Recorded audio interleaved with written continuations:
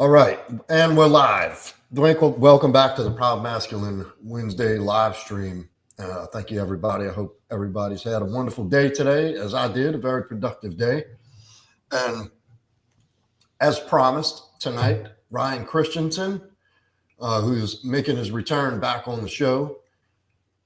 For an intro, first thing I think of is a friend, an accomplished man in many areas, working for government and put through the trials of life. And through that, he's an accomplished hypnotherapist and now an accomplished author of a book called Winter Peace that I'm listening to, and it is amazing. And I hope some of these guys who I spoke to last night and today, I did a little live, Ryan. I dropped a live to remind everybody to come in here tonight. I hope these guys have showed up, Casey and Brian and a few other folks that are my regulars in my community, to come in here and really listen to what you have to say. Not only is your story intriguing, but what you're able to come to about some of the, and look, I do this on accident, push as a societal norm, this grind set that is we've mistaken for productivity, and it's actually something. You describe it a little different, and it makes perfect sense. But I'm going to step back and I'm going to let you tell them what it really is, and how you came up with the book, what came about, and what is it for. And I have a few questions along the way too, and hopefully at the end we can field some questions. We'll see. I'm ready when you guys are. So again, my name is Ryan Christensen. I came at things in a very different background. I spent 23 years working in intelligence between the Marine Corps and Air National Guard, working counterterrorism, counterproliferation, that kind of thing. In 2019, I started my self-improvement journey, hanging out with guys like Joe here, working on myself in the manosphere and like in that masculine self-improvement space. Got into hypnotism through that. Started my business in April 2020, went full-time in October 2020. But the thing I figured out along this whole improvements thing is that nothing really works the way it's supposed to be. Right? Like no modality really delivers the results that it says it will. And that was a real problem for me. Haven't really talked about this a whole lot until most recently, but the first time I won in my life, I was 9 years old. Right? Turns out I found out last year that I have autism and that I'm bipolar. I found that out the hard way. And growing up at a very young age, I very much knew that the world worked for everybody else and not for me.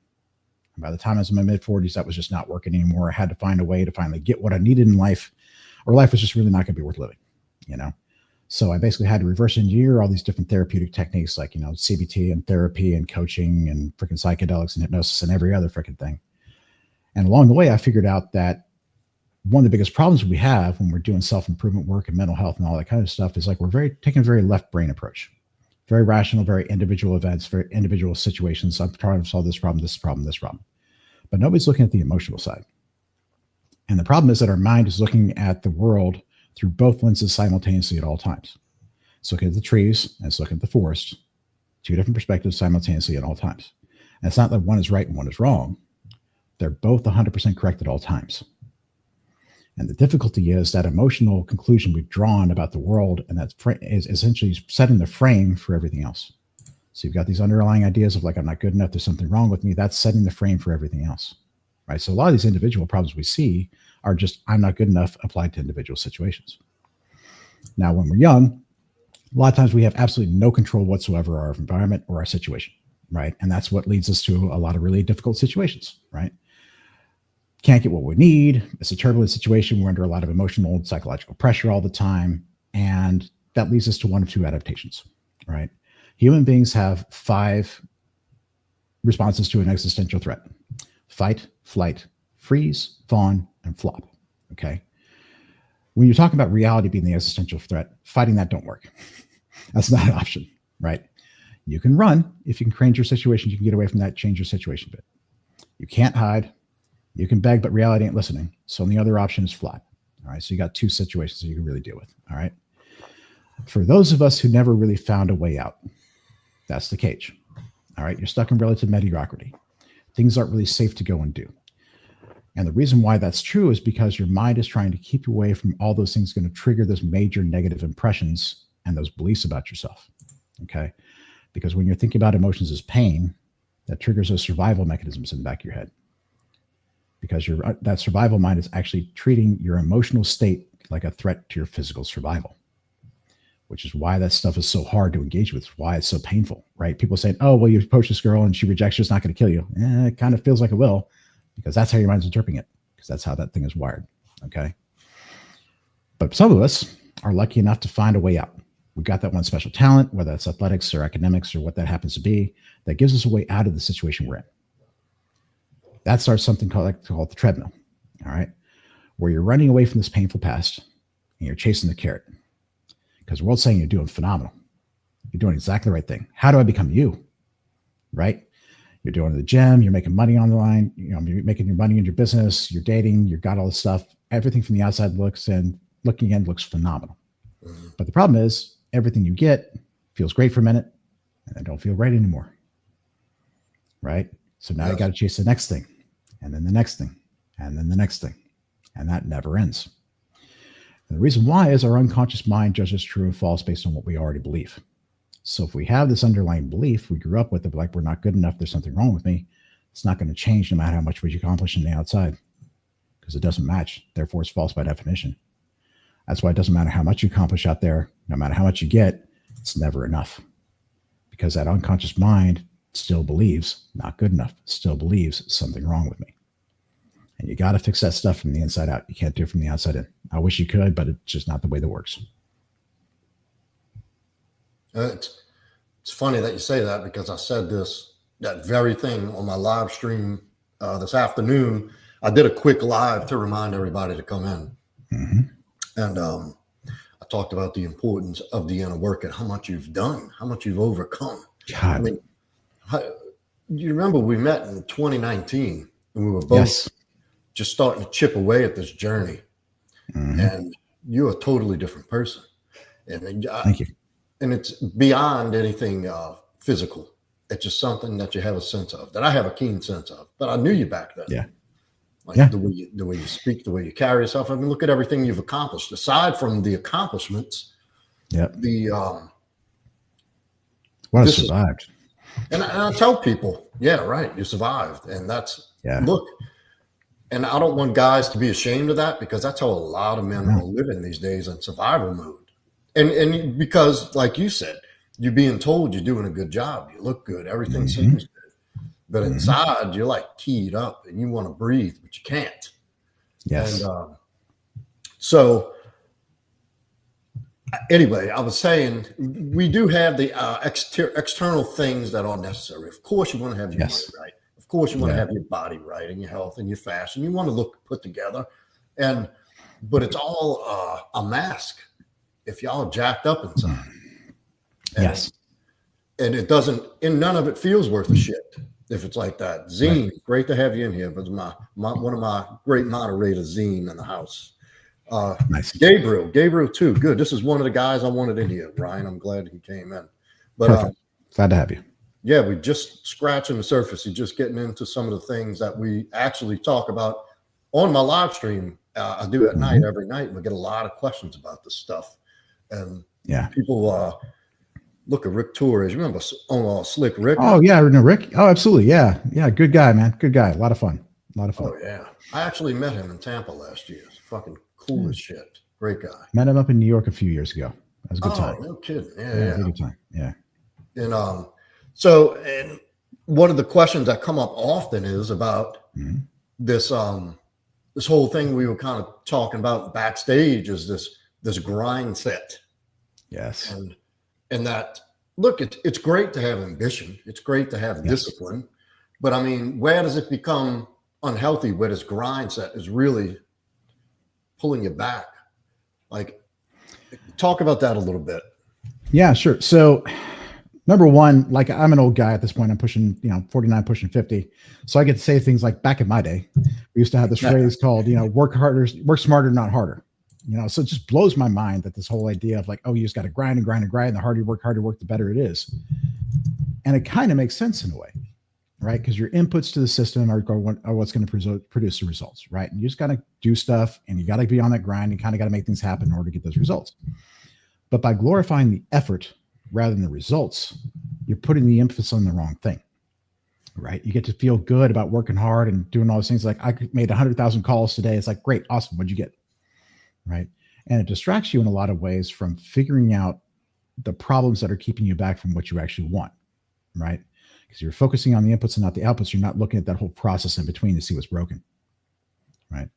But the other thing that really happens, I see so much, is that we put so much emphasis on that one single area of our life that the rest of our life falls to shit, right? It's wake up, gym, work, repeat. Wake up, gym, work, go to bed. Wake up, gym, work, go to bed. And the rest of your life is non-existent. Your entire existence is this grind set, right? And the reason that happens so often is we're coming to this world, or like a lot of these guys are coming at a situation where they don't like who they are, right? There's something wrong with them. They don't like who they are. They don't like the results they're getting in life. So it's like, okay, cool. What do I do? Who do I need to be? And you got an entire freaking world out there and the internet and social media and everything else saying, be this, be this, be this, be this. So you find a game you can play. You find a game you think you can win at. And you start playing. And the beautiful thing is every single game has a set of rules. Every single game has a scoreboard, right? So you can measure your progress. You can measure how far you're going. So you can prove to yourself how good you are and that you're making progress, that you're more valuable, right? But the problem is, since you can't prove things from the inside out or from the outside in, that feeling never really changes. And it's not just the grind set guys, right? You see this in gym a lot. Guys who are like professional bodybuilders and are always working on that stuff and they just don't do anything else. But that whole like self-image never really changes. Same kind of deal, right? Guys who are on the pickup artist thing where they're just like going after girls, the rest of their life's a mess. Same thing. They picked a game to play. They picked a way to score things. And that is their entire freaking life, you know? And it's kind of sad, but it's hard to break out of that until you get a place where you can start beginning to accept and own what you are. And that means allowing the things to be true that you don't like about yourself. Right? I don't like this, but this is true about me. If you're feeling it, it's a truth on some level of your mind. You don't have to like it. You can wish it wasn't true as much as you like, but it is. That is the correct output from that system, given the beliefs that it's running on. And if you're unwilling to face that or accept that, you're always going to be stuck in this treadmill. And as soon as you fall off, if anything goes wrong, you're screwed, because that's the only thing keeping you going. It's an incredibly fragile way to do things, right? The way you really need to do things is, if you're in that space, if your life is so narrow, it's like, okay, I'm trapped. The way to think about this, if you can't say no and walk away and do something else, what you're doing is not a choice. It's a compulsion. You don't really have free will. Right? Great point. And the, I can tell you the long-term outcome of that, because I've done that. Yeah. I've done the grind set with the gym. I've been the gym guy. I've been the pickup guy. Yeah. And it not only does it brings some surface, I guess you could call it like some surface self-esteem, some temporary confidence. Sure. But then you're like, okay, I'm picking up. Time to get into a relationship. Then I blow the relationship to shit. Yep. And if I lose a little bit of the games, I feel worthless. And right. Bank account drops a little bit. I'm not as productive as I was the last month. I feel a little more worthless. Then we were talking about this whole mindset of, oh shit, this is disappointing. What they going to figure out who I really am? Yeah. What the fuck? And what if they find out who I am?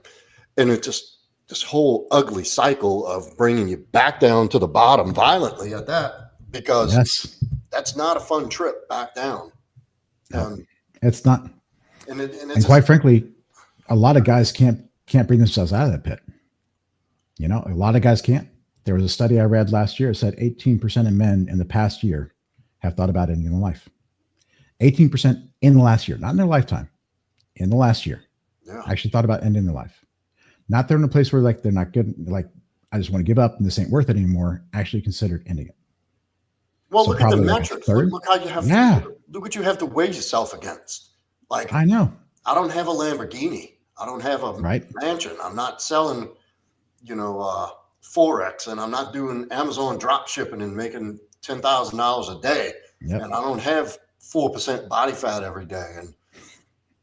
And but that's the thing, is that these standards are one you're taking from the outside, trying to figure out who you're supposed to be because you don't like who you are. Yes. So that's what I want to get into. What's up with that? Like, where does that come from? Where does that originate? Oh man, that's early shit. That's early shit, right? So the thing is, up until about 4 or 5, 6 years old, really the only thing you can do is understand things on an emotional level, right? And when you're doing that, it's not about individual events. Individual events don't matter on an emotional level, right? You're looking at the forest rather than trees. No individual thing really matters. You're looking at patterns over time, narratives that run through a series of events, okay? So you don't reach the conclusion of I'm not good enough because, no, it's just I'm not good enough. There's something wrong with me. I don't deserve. But around 5, 6, 7 years old, we get that rational mind come online, start being able to understand the world from a more factual, rational basis, on a more nuanced basis, on a more detailed basis. And once that happens, those emotional things get kind of locked behind a wall. In hypnosis, we call this a critical factor, okay? It's kind of that barrier between the conscious and the unconscious mind. And from that point on, at that point, your mind is judging true and false based on what it already believes, right? So those old things can't change because it's ignoring all evidence is wrong, right? How do you change something when it's ignoring all evidence is wrong, right? But we have this feeling that we're not good enough. We have this feeling that that there's something wrong with us. So what do? Start trying to figure out what's wrong, fix it, right? How do we do that? We look at the outside world, see who's winning. How are they winning? How are they doing things? Okay, great. This guy's in the gym. He's crushing. He's got 6-pack abs. All these girls are around him. He must have the answer. I've got to do that. And so we start going. And we see some results. And we start getting some attention. We start getting some of that feedback. So it seems like it's working, right? But the problem isn't the problem isn't that you're not jacked or anything like that. The problem is you think that there's something wrong with you. It's the idea that you're the problem. It's the idea that you're broken. That's the thing that's wrong, right? That doesn't go away until you actually address that idea. And you have to do that on an emotional level in your subconscious mind. And that's kind of not something you can do on your own. One of the things that gets us in such a trap is that we want to do things on our own. We want to have control. We want to have agency because that's how we've made all of our advances in the world. That's how we've gotten ourselves out of everything, right? We took charge. We took control. We made some shit happen. We got some results. So we think that's the way things have to be done. But if you don't like yourself, if you're at war with yourself, if there's that friction and conflict between you and your mind don't trust you. Well, also talk Yeah, about talk about perceiving pain as bad and not as for what it is as a good signal, good signals. Yeah. Well, let me just finish up that piece and I'll get to that in just a second. Okay. But the point is like, if you're at war with yourself, like your mind doesn't trust you, so it's not going to let you change stuff. Right.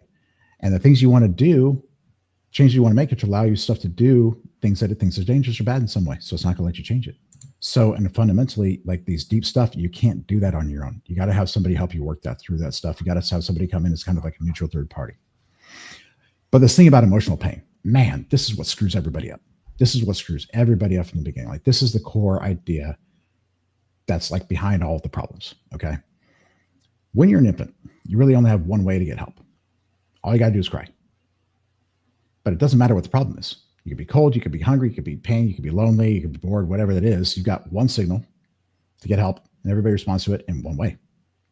So from the beginning, you're treating all kinds of distress the same, right? You start growing up, people are talking like, you're a broken heart, you hurt my feelings, I'm so feeling so hurt, right? So that reinforces that idea that emotions are pain. So it's the most natural thing in the world to equate emotions with pain, negative emotions with pain, okay? The problem is when you're growing up in an environment where you have this constant negative emotion, constant pressure, and there's no way to escape it, that cranks up the level of that perceived pain to where it becomes a threat to your survival, right? And that's where the trouble starts because at that point, you can't really engage with those negative emotions. They're too painful, got to run from that stuff. But those painful emotions, those negative emotions are actually your mind asking you for help, trying to solve a problem of some kind. They're a question, right? So when you can't engage with that question, a couple things happen. Number one, you can't figure out what the real problem is. Number two, it means that you can't help your mind solve that problem. So there's areas of your life you can't go anymore. So your life gets narrower and narrower and narrower. But the thing is that emotions aren't pain. They never were. Put your hand on a hot stove, yank your hand off, hand hurts. What happened? You yanked your hand off the stove because it get damaged. Too late. This thing's busted. So now your mind needs to draw attention to this because it can't fix it on its own. So it causes that signal of pain. Signal of pain says, this is busted. You need to fix it. Look here.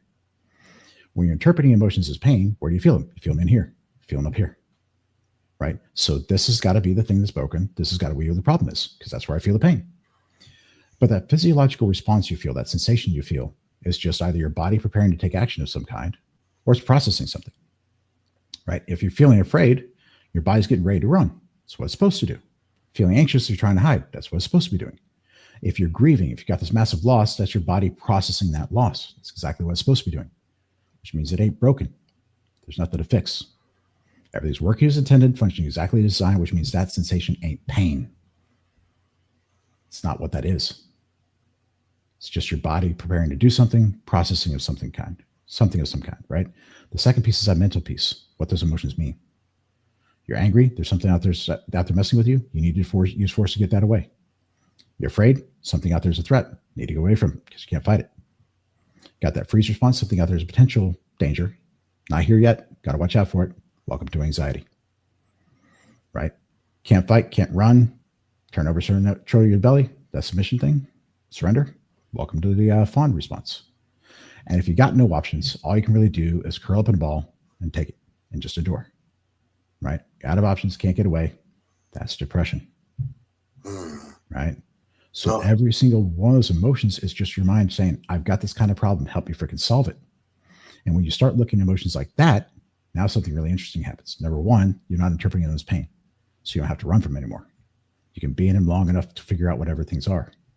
And the second piece is every negative emotion you feel is actually a good thing. It's helping you figure out how to navigate life better and get what you want. So it becomes actually a good thing to feel bad in a really strange way, right? And honestly, you kind of want to feel bad because if you're not feeling bad, that means you're taking stuff too easy. If I'm never afraid, I'm never running up against something that I can't handle. If I never feel shame, then I've always cleared the bar. I've always measured up, which means the bar is probably too low, right? If I never regret anything, that means I never missed any opportunity, which means I'm probably not taking too many good shots, right? So if you're pushing yourself, if you're expanding, if you're challenging yourself, if you're trying to be the most that you can be, you're going to feel bad, right? There's this phrase, right? Amateurs practice until they get it right. Professionals practice until they get it wrong. If you're really pushing, you're pushing till you fail, and that's not going to feel good. And that's the most beautiful thing at all because it shows you how to get to where you're supposed to be next. I've never heard anybody break down negative emotions like that. Makes total sense. Man, I'll tell you, man, once we get down to the core of it, everything is so freaking simple. So simple. But it's complicated to get there. Trying to figure that out that was such a hard thing for me. Like it took years to get down to that level of simplicity. But once you see it, it's like, oh, obviously, right? It's like E equals MC squared. It's just so freaking elegant in simplicity. Figuring it out, incredibly hard. Once you got it, makes total sense. And then a whole new world opens up, right? But getting there is hard. Once you've got it, easiest thing to transmit in the world. Everybody else should be able to use it. It's you know how many dots you have to connect along the way to arrive at that? A lot. That was a lot. Well, here's the thing. I didn't have a fucking choice, quite frankly. Like I was telling you backstage, the first time I went in my life, I was 9 years old, right? Sitting there working, looking at the world looks worse for everybody else. Everybody else can get what they want except for me, right? Can't figure it out. I have no idea what's wrong with me. Nobody around me has any idea what's wrong with me. I'm just screwed, right? I will never get what I want in life, and all I'm going to do is suffer for the rest of my life. So I'm like, screw it, I'm out. So my mind basically been driving me along for like 45 plus years, right? And got to a point in like 2019, 2020 where it's like, okay, I've got to find a way to get what I want in life. Otherwise, this is not worth it, and I'm out. So I just figured out to put a bullet in my head. That's really my only options. And I was trying to figure all this stuff out, and stuff wasn't working. And unfortunately, I'm autistic, which means I can't lie to myself. I can't pretend. Yeah. I can pretend this stuff is working. I knew it wasn't working. And it's like, I have got to find a way to get across that finish line. Got to find the finish line. Got to find a way across it. So my mind was just kept on dragging me along until I figured it out. Fortunately, I'm a pretty smart guy and I'm autistic, and I just kept plugging away until I did. But now that I've got it figured out, it's a hell of a lot easier to help people get across that line a hell of a lot faster. Well, because you have all the answers. If they say, I feel dejected and useless. Oh, yeah, I remember when I felt like that. Here's why, and here's what I did, and here's what fixed it. Exactly. That's brilliant. And don't minimize saying you're pretty smart. You're no. probably one of the most intelligent people I've ever met in my life. No bullshit. Yeah. And I found out last year that I clock in about 141, 145. I ain't stupid. No, that's not. I hate stretch imagination. Yeah. Fall from it. And there's also something you referred to in the book. I took some notes. I'm taking notes all through this book. It's just I can't help but jot these things down. because they jump out at me. I can't help but relate and identify with it. Yep. Is the doom loop, the stay busy doom loop. The doom loop, so you keep busy to avoid the doom loop. Yes. Distraction. No, it's one of those things where it's like, if you're coming from that incredibly negative place and you find a way out, right? You never freaking want to go back there. You never want to go back there, right? So if you don't keep busy, that stuff catches up. Why? Because it's all in your head. You can't run away from it. Your past is all in your head. Your history is all in your head. You can't get away from it. I wish you could, but you can't. So unfortunately, when you're trying to get away from that, that's too negative, too powerful, too painful. You got to keep running because you can't deal with that. It's too painful, right? That's where you really have to start reframing that stuff away from pain so you can actually turn around, look at it, and deal with it. You know, otherwise you got to keep running. Just really your only choice. Yeah, well, it's impossible. It always catches up. It always catches up. It is. But if that's the only tool you have, is if that's really the only way to deal with it, then that's what you're going to do.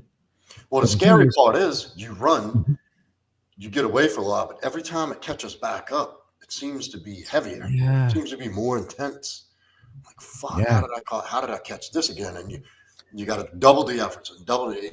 You have to keep on compounding on running from it. And every time it catches up to you, it's that much bigger or worse. I don't know. The reason why is this idea of hope. Okay. You're running away. You have this up. I can get away from it, and catches you. You're like, oh crap, I wasn't. I got to run faster. Hope comes back. Crap, I'm running out of hope. Right. It's that loss of hope that intensifies everything. Because if the thing that you're doing doesn't work, you don't have any other options, the hell are you going to do? Right? That's where people get so buried in this stuff. That's what takes people down the really, really deep spiral, right? Yeah. But the only problem is you're looking at things the wrong way. You don't understand things, right? If things are complicated, if the things are not working, that's not the solution, right? If it ain't working, if running away worked, it would have worked by now. Right. Right? If it was going to work, it would have worked by now, right? Look at these guys like Alex Hormozi, one of the most successful entrepreneurs on the planet, 500 million a year in his 30s, right?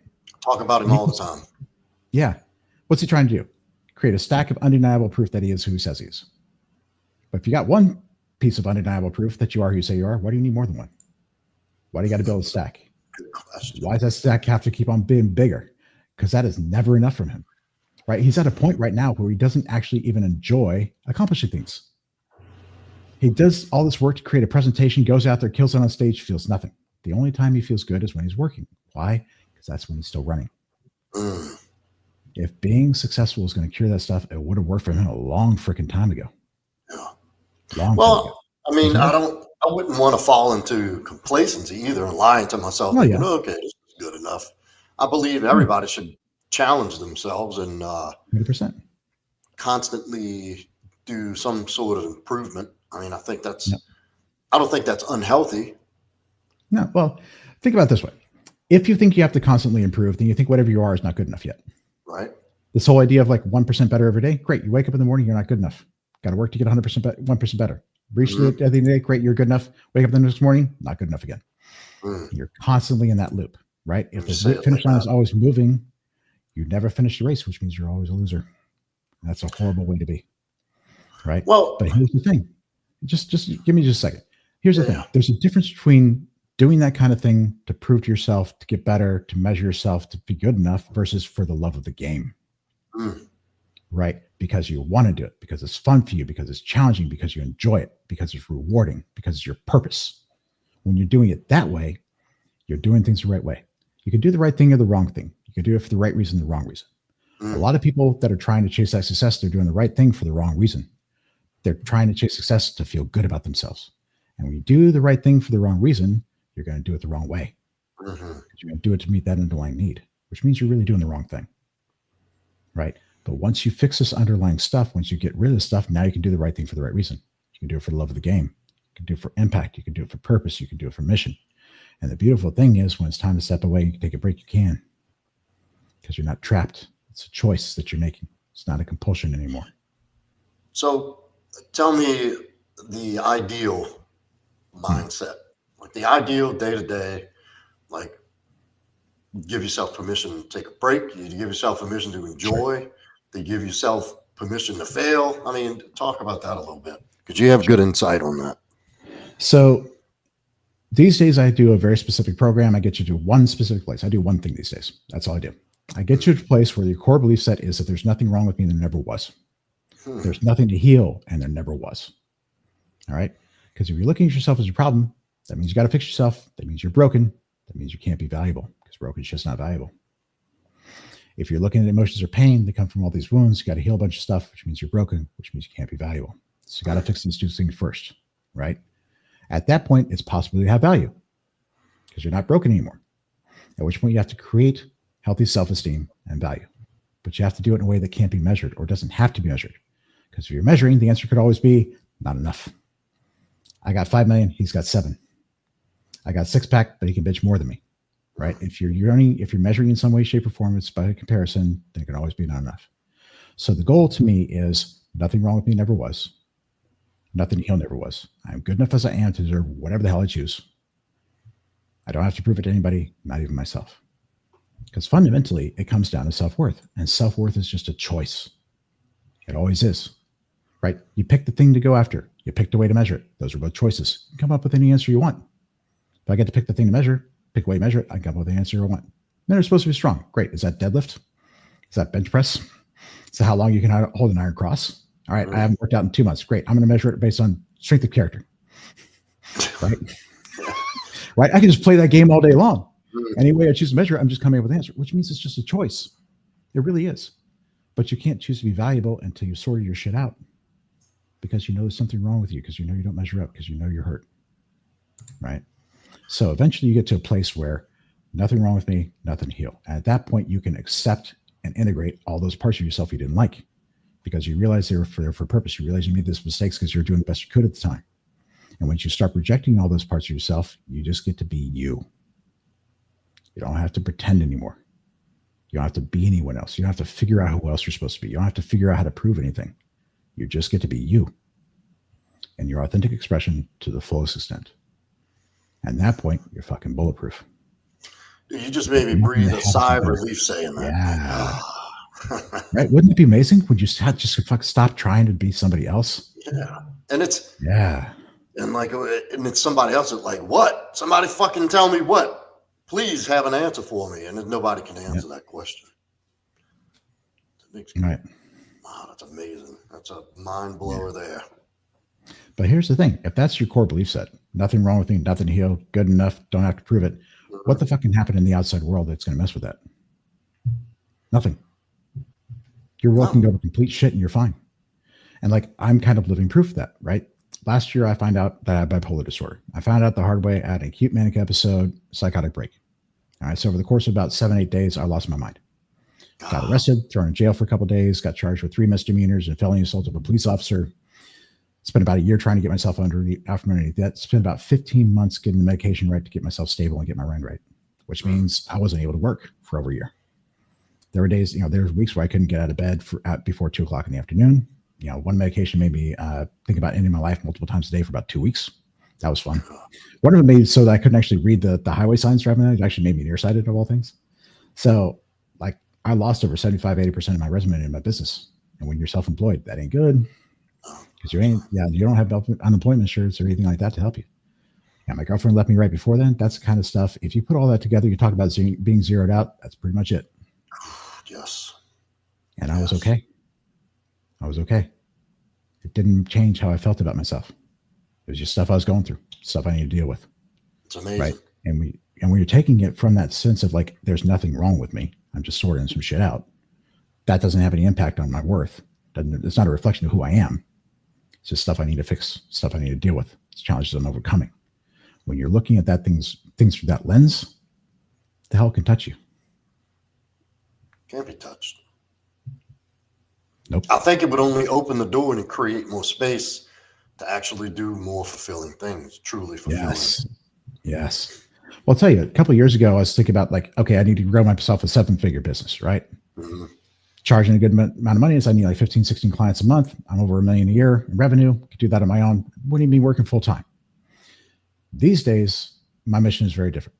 These days, my mission is this. I want to end human suffering and unleash the fullness of human potential to the extent that it's possible for me to engineer in this lifetime. Playing a very different game. It's Alex Hormozi versus Elon Musk. Points on a scoreboard, change the fucking world. Yeah. But this is only possible. You don't have to keep score anymore. Great point. Never thought of it like that. Gabriel says he's noticed himself pondering far too much over possible situations. Would that be considered situations? Ruminating, huh? Yeah. Well, in a lot of ways, like it's a control strategy, right? I've got this idea. If I can figure out all the different ways that things can go wrong, I got solutions for all of them, then I can control the outcome, right? But the problem is every time you do that, you come up with a million different plays that things go wrong, got a million different plans, but the thing that goes wrong is 1,000,001, the one thing you didn't plan for. So you got to figure that shit out on the fly anyways. But you've always done that. And every time it's worked out okay. So in spite of all that plans, you've had to wing it in the moment, made it okay. The way that I found that works for a lot of people is this. Back when there was in the Marine Corps, whenever we're coming up with plans and missions and stuff like that, we always had to consider 3 courses of action. Most probable course of action, what we think is going to happen. Most dangerous course of action, like how bad could they screw us given what we know. And best probable course of action. If everything goes right, everything goes our favor, what does that look like? Okay. So if you got a plan for the worst, got a plan for the best, figure out what's going on in the middle, you got the spectrum covered and you can relax. Because part of the problem of working on all the solutions to the problems is you're never ready for what happens when things go right. And oftentimes when things go right and you're not prepared for that, you drop the ball. So you did all the work to prepare, things go well, you lose anyway. Oh, is that true? Yeah. Golly, I can think back of how many times the plan had all these contingencies for if this happens, if this, well, shit, it's going right now. What the fuck do I do with it? Exactly. Ain't that a bitch? Not prepared for this. I didn't think about it. And that's typically when you'll see it start to unravel. Yeah. That's planning for the worst. And people are ingrained with this thought that that's the whole idea of a plan for the worst case scenario. Mm-hmm. Nobody ever says, while you're planning for the worst case, if this goes really well, what are you going to do? Nobody says that. It's never a suggestion. Yeah, no, it's not. It's a shame because having that plan for when things go right is good. Well, yeah, because, most oftentimes these scenarios we create are in our head. And if we do in the work, the necessary legwork, it's going to turn out fine. And I've undone more good stuff and more positive things that have happened for me from planning for the worst. I'm telling you. Oh, it's so painful. It sucks so much. Especially when you see it unraveling as you're going on. You're like, wait a minute. It was working. Why is it stopping working? Yeah. Because you wasn't ready for it. You were white knuckling it to get ready for the impact, and there was no impact. It was just flow. It was easy. Yeah. And that's the worst time, man. Because if things have gone wrong, at least like you were ready for that, you were looking for it, like you're prepared for it, like you're ready for that fight, right? It's like I'm in my element now. Everything's going wrong. I'm having a grand old time, right? This is exactly what I'm ready for. And then when everything unravels because things are going well, it's like, God, got everything I wanted and it fell apart. That's the worst, man. That's the worst. I learned a lot from that, though. Yeah. Hard lesson. Yeah. But I still haven't learned it completely. I'd be lying if I told you that I actually look for that now. Like, what am I going to do when this goes really well? Like, I never think about that. Well, nobody teaches this stuff. Like, I haven't seen this stuff coming out very often, Who talks about have a plan when things go right? No, it's always what's going to go wrong. What's going to go wrong? And what's more discouraging and more deflating than when things actually go right and you don't keep it together? That's worse than if it doesn't work out. Yeah. You know what I mean? It's right there in your hands and you let it go. That's like a double whammy. Yeah, it is. So I'm gonna go through my other notes here. Unless you have something you want to, have something more that you were going forward with. I'm at your disposal, man. What you got? Man, I have. I know we talked about this earlier for a minute. Well, look, here's something. A lot of these people weren't in here in the beginning. you're talking about the treadmill and the cage. Yes. That's really interesting. Yeah. So fundamentally, there's two traps we get ourselves into. I call them the cage and the treadmill. All right. Mhm. If you're in the cage, things are fine. Lights are on, roof over your head, food on the table, things are okay. Right. But you're stuck in this relative mediocrity. You're here, you know you should be here. There's all the stuff you want to do that's kind of off limits. You're not allowed to. You're stuck in this little cage where your mind is keeping you safe. The reason for that is you've got these negative opinions of yourself, of what you could deserve, and so forth and so on. And if you took your shot and missed, it'd prove all that stuff wrong, and down the hole you go. The treadmill's different. So kind of what I was talking about earlier, where you've got this negative situation you're growing up in, and at some point you find this way to get out, right? Whether like shit, I joined the Marine Corps to get that kind of Kansas, right? People do that. Some people are athletics, some people it's academics, some people it's economics, whatever, right? You've got this talent, you got the skill to get you out of that space. And at that point, you've got this kind of double whammy because you got this pain you're running from and you got this reward you're chasing, right? Because everybody's telling you you're doing a good job. The world's giving you money. They're giving you fame. They're giving you women. They're giving you accolades. They're giving you status. People are saying, how the hell do you do this? It's so amazing. I want to be like you. There's no indication that anything's wrong from the outside in. From the outside in, everything looks phenomenal, right? So there's no reason to think you're doing the wrong thing, except for that nagging feeling you've got inside that things ain't right. But the thing is, you're chasing that carrot. If you don't keep chasing that carrot, you get the stick. Very true. Yeah. See, this is pretty revolutionary stuff. I mean, you don't ever hear this being talked about. I know some of the things I've heard in your book so far have never even crossed my mind, like planning for the best outcome. Yeah. Well, I figured out a lot of stuff. I didn't really have a choice. I had to figure this stuff out or I was gone. So survival is a wonderful motivator, Well, you know how many, and the sad thing is how many people go to that brink, how many men who quietly go there. Yeah. Some don't make it back. Who knows what a guy on the brink would do if he had just a fraction of this knowledge that we've just talked about in this past 42 minutes. Yeah. If he had one answer, what if he just knew that, there's nothing wrong. There's nothing to be fixed. You're okay. Yep. Well, I'll tell you, man, having been there a number of times, like I've had a logo on my head like several times in my life, right? I'm intimately familiar with the space. Yeah. People think it's like, oh, like if you go in there, it's a cry for help. No, it's not. That ain't it. It's an act of mercy. It really is. If you get to that space, you've been suffering for a long time. You've already tried everything else. You don't think there's anything else that's going to work. You've already asked for help. You're done. All right. This is why I can't judge people. You don't. No, not at all. I can't. I mean, can you even fathom what kind of pain somebody has to be in to do that? Yes, I can. Been there a lot, right? But that's the thing is all you need is something to give you hope. You need another option. You need to understand that every problem has a solution. All right. That's the thing about problems. Every problem has a solution. Right. So if you're not seeing a solution, you're not seeing the problem right. You don't understand what you're actually facing. Right. It's kind of like why we're talking about people on the treadmill, like everybody's trying to play whack-a-mole with those individual events and stuff like that. No, that doesn't work because the problem is the emotional side, not the rational side. Right. You got to fix this 30,000 foot view instead of this one. Fix this thing, everything goes away. You're fine. Right. The reason you're stuck on that thing just playing whack-a-mole all the time is because you're tackling the wrong problem. Things are simple once you get it. Again, everything is simple when you understand it. Right. So if things are complicated, things are not working, you don't understand what's going on, trying to solve the wrong problem. Step back, take another look, ask, what am I missing? The single best question you can ever ask yourself is take a step back. What am I missing? Right. Because your mind is trying to help you figure stuff out. It's trying to help you understand things. It's trying to help you survive. It's trying to help you get what you need in the world. So if you ask that question, what am I missing? Your mind's going to help you figure that out. You get curious about something. You're going to start going down some rabbit holes. You get some information. That's going to help you start figuring stuff out, right? And if you don't know what's going on, ask somebody. And it kind of doesn't matter who. Because if the guy doesn't know, at least you know that's not the road to go down. And at least you're talking. At least you're looking for answers. And if you're looking for answers that's giving you hope and you're doing the right thing, which means you start feeling like you don't feel as bad anymore. Because you got agency now. You got power now. You're doing something. There's a chance that you can fix shit. This is one of the main things I preach to the guys in the community. Start asking questions. Yes. Start looking. Your questions. One simple question can turn it all around for you.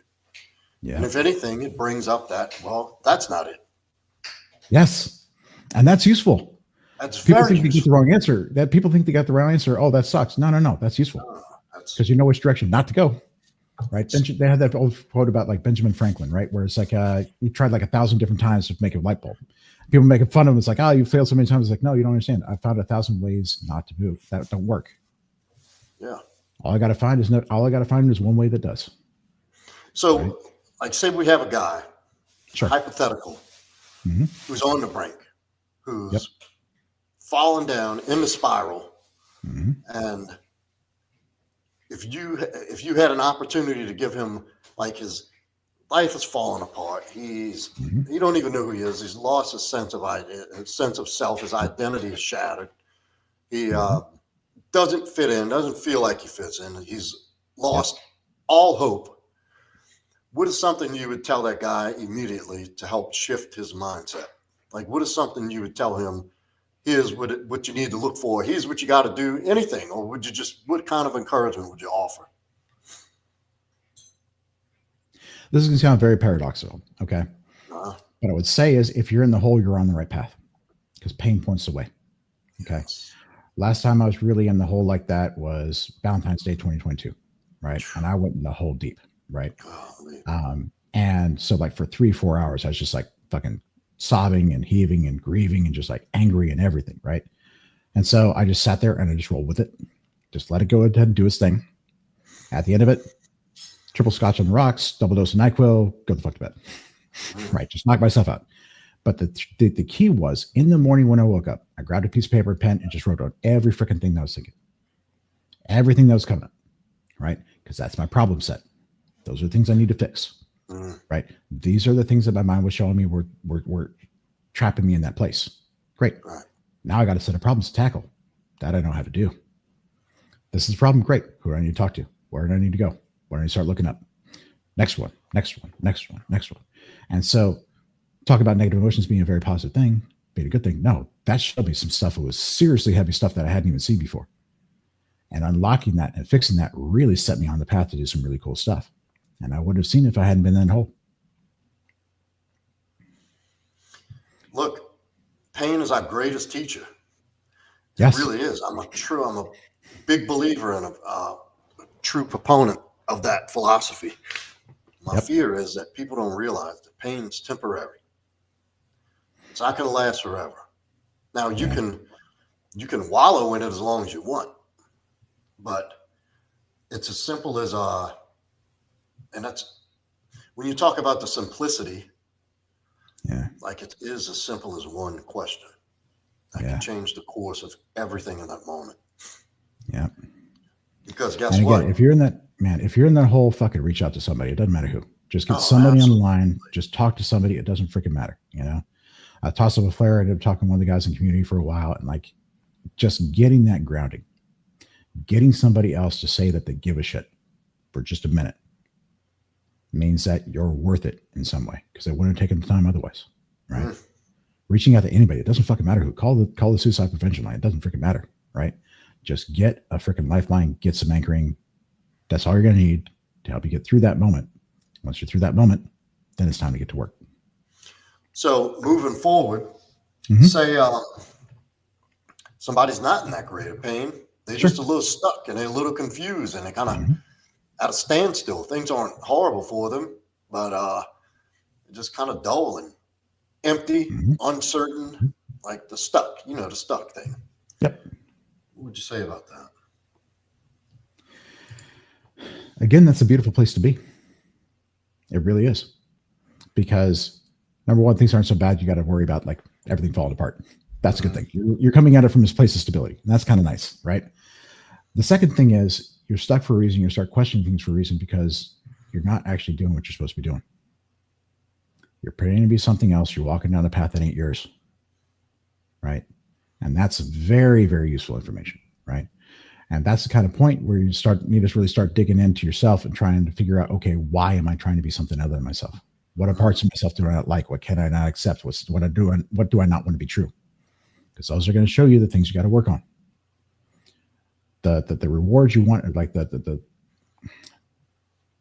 reward is in the pain. The reward is in the work that you're not doing, right? That's where the value is. The stuff you don't want to face, the things you don't want to be true, those are what going to lead you to the things you need to fix so you can get to where you want in life. Yes. Right. I was talking about earlier. It's like once you get to a point where you stop fighting yourself, throwing parts of yourself away, not accepting stuff, hating stuff, wishing things were true. Once you stop doing that, stop pushing yourself, parts of yourself away, you kind of coalesce into a whole. That's better than you ever thought was possible. Mm-hmm. Right. And at that point, you don't even need to think about who you are. You just get to be. Because the only reason we need an ego, the real reason we need a conscious understanding of who we are, is we don't like who we are. We say, I don't like this. I got to create something else. Who else do I need to be? That's a conscious act, right? Once you like who you are, that stuff kind of goes away because you don't need it anymore. You just get to be you. Yes. Very good. Very good. I'm a big proponent of taking the inventory, the journaling. Yeah. And I think that's where a lot of the stuff, you get a lot of answers and at least a you lot do. of good questions. Mm-hmm. And you know, a lot of good direction from that. And I think that's part of the process, though, is staying grounded and centered. Because ultimately, at the end of the day, that's when I'm at peace. I'm just centered. I'm grounded. I'm not flying high. I'm not down in the fucking shit in the hole.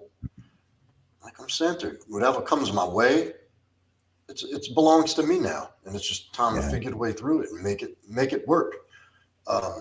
Throw me something, and I'll make something good out of it. And that's, I think they call that like flow state, maybe. In a way. Yeah. And that's kind of like once you do all this work that I was talking about, getting that place where you got that core belief set that I was talking about earlier, that's where you are. Right. That's your default state. And you don't have to do anything to maintain it. That just is who you are. Right. And man, it's such a powerful state because everything's getting handled at a lower level of mind. Mm-hmm. Right. So you don't have to really do anything. Consciousness becomes like what I call the CEO of the mind. Right. CEO has two basic jobs, right? Make the decision, set the direction, and watch the movie of your life play out in real time. And just let your people handle it because that's what they're there to do, which means you can spend your time focusing on doing CEO shit as opposed to micromanaging all this other bullshit. And that gives you some space to do some really cool shit, some really strategic long-term looking, right? Some planning, some like opening up that aperture, trying to like understand and build new things that you've never thought about before. And, you know, also impress on the guys that, hey, like, look, it's okay if you're not living in that zone 100% of the time. It's okay. You're not making mistakes. You're not messing up because you're not there in the moment. It's just. Yeah. Like I was telling you earlier, man, if you're not feeling bad, you ain't living life. Yeah. Thank you. Right. If you're not feeling bad, you're not living life. Feeling bad is a good thing because it means you're challenging yourself. It means you're pushing yourself. It means you actually got problems to solve. One of the things I hate about all these guys talking about like meditation, it's like, I am not my thoughts. I am not my feelings. I'm going to divorce myself from all this stuff. Great. That means you can't solve any problems. Their lives are so simple because they can't freaking handle anything else. What did you used to tell me when we would hang up from a conversation? Do you remember? No, I don't. Not off the top of my head. You used to say, go see what you can fuck up today. Something Oh, yes. My job, my one rule is I want to fuck up in new and interesting ways. Yes, yes. Right? Because if I'm making the same old mistakes, I've screwed up. Like I haven't learned something, right? But if I'm screwing up in new and interesting ways, then I'm doing something right. Right? It means I've learned from all those other mistakes. It's time to make some new ones. I took that to heart and I messed some shit up. Right. Professionals try until they get it wrong. Yeah, buddy. Right? Yeah. Look, and when you look back, the process was so fucking awesome. Like you didn't even take time to appreciate the process. And you look back and you're like, damn, that was interesting. That was fun. I learned a lot. It was. That made me into a fucking totally different person. There was a whole nother level of me existed. I didn't even know it was there because of that. Yep. So challenge yourself. That's a beautiful fucking thing. Fucking A it is. We're running on close to an hour. I want to open it up for questions. Would you mind answering some questions if anybody has any? By all means, send them my way. Fire away, fellas. You got the man right here in person. I swear, if somebody doesn't ask a fucking question. Minds are probably blown. They can't think straight right now. That happens. Yeah, that's what it is. That's what it is. Mind's blown. Yeah. You put them in another dimension. I have that effect on people sometimes. Well, it's the thing is I do my live stream every night, and everybody's chatting, has questions and input. Like, where y'all at? Come on, wake up. Yeah. Well, I'm happy to come back another time. Let people get some ideas and answer questions another time if you'd like to. Oh, absolutely. Yeah, yeah. I'm going to keep up with you as I go through this book. Look, Gabriel, cat got your tongue. Gabriel says he can't come up with a question. Gabriel, I think you're one of the main people I called in here. Yeah. Oh, well, I've dumped a lot of stuff on people today, and a lot of it is stuff that people haven't thought about before. So I started trying to work on my book, late last year around October timeframe, and I banged my head against the wall for like 6 freaking months, man. I could not figure out how to set this thing up. And then a friend of mine was talking about a ghostwriter named Joshua Lysick. And so I looked at his stuff, and the guy's really good. He happens to be a hypnotist. So I hired him. I said, all right, I recorded about 10, 12 hours of body and said, make this shit make sense. Right? Because I'm autistic. And it's really hard for me to try and structure things in a way that people would make sense of unless I'm having a conversation like this. Doing it from scratch is just impossible. So I dumped a bunch of stuff on him. He came up with a first draft that was about 80% right within about a week. We spent about 3 months refining it. And this is what you get. It's called Winter Peace, How to End Inner Conflict and Make Success Inevitable. It's essentially designed as a hypnosis program and written in audio form to give you as much of the benefit as working with me one-on-one as I possibly can. To get you to a place of there's nothing wrong with me, there never was, good enough as I am, deserve whatever I choose, nothing he'll never was, don't have to prove anything to anybody. Right? To the extent that I can give you that in those forms, I give you as much as I possibly can. I'm listening to it. It's a great listen, guys. Trust me on that. You can get it on Audible. That's where I got mine. Mm-hmm. We got Danny saying hello to somebody. But it must have been a guy from his community that he was inviting in here. Dude, I'm looking forward to the rest of the book. Very well. I mean, I've always liked to hear what you had to say. Now to hear you really lay it out is just, since from the introduction on, it's like, bam, bam, shit is clicking. Like I'm picking it up like, yes. Yeah. And I suggest guys get in there. I think the book is like $14 maybe. Yeah, $14 on Audible. It's like $9 on Kindle, something like that. Yeah. Spend the money. Invest in that. I promise you. Let's see. Yeah. Joshua says, I'll be reading it because I'm using my channel to better myself, all while being silly. My channel is different than yours, but I do enjoy working out my mind, body, soul, and heart. Good. Yeah. Dude, you gotta follow your path, man. Gotta follow your path. Like that's the biggest thing I can say is all kinds of people out there have all kinds of good advice on different things to do. Don't try and this idea of like, oh, only listen to people whose lives you want to live. No, screw that. You want to live your life your way. Bruce Lee had this great thing of like, take what's useful, leave the rest. Yeah. Apply that to everything, right? You like this guy, he's got good stuff to say. Great. Take the stuff that works, leave the stuff that don't. Go find somebody else to fill in the gaps, right? But walk your path. It's the only one you can walk. Anything else, you're lying to yourself. And I know when I'm not on my path. I know it. I feel it. And when I feel it, when I'm on, it's on. Yeah. Feels phenomenal. I was so glad it was on Audible. I also like having, oh yeah, he's great to have conversations with. Thank you. Yeah, it's Ryan the Hypnotist on Instagram and www.ryanthehypnotist.com if you want to talk about maybe sitting down and doing some one-on-one work with me.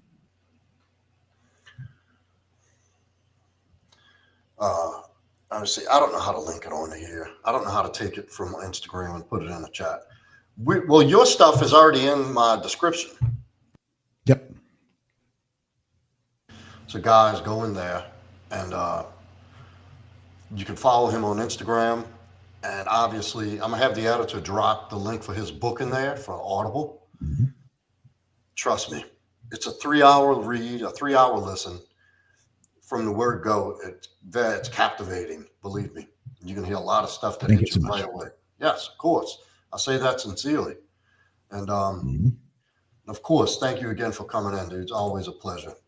And thank everybody for coming in. Look, guys, no live stream after this. I'm not doing a later live stream. This is going to be it for the night. But thank y'all all for coming in. And I'm glad everybody who was able to make it made it. I hope y'all got a lot of it. I'm sure you did. I know I did. And of course, thank you, Ryan, always. And I look forward to doing this again as I get further into this book and start getting in the weeds with it. Happy to come back anytime. I would love to have everybody in here get the book so we can all kind of be on the same page and have some really good questions and, talk about some things and chop it up next time you're on. Yeah. I think that would be awesome. Sounds good. Anytime. Yeah. All right, guys. Thank y'all for coming in. If you haven't yet, hit that like button, subscribe, and hit that notification bell, and you'll know when I'm going live again. And you'll know when I have any new content coming out. So, and that is it.